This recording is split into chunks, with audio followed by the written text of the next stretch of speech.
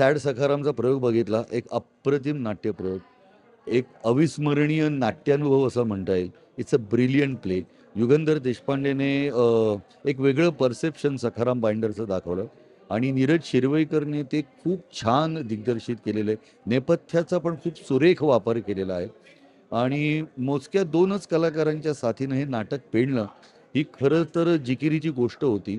पण सिद्धार्थ आणि वैष्णव या दोघांनीही अप्रतिम काम केलंय.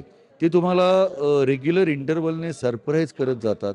प्रत्येक वेळी तुम्हाला अचंबा वाटतो आणि मला असं वाटतं it's not a one time watch play. For an actor like me मला ते नाटक परत बघायला नक्की आवडेल, असं हे नाटक आहे. सो रवी रसिकची प्रकाश योजना असो, अजित परबचं संगीत असो, टोटल प्रोडक्शन इज ब्रिलियंट. अप्रतिम प्रोडक्शन आहे. So hats off to all the team. Thank you.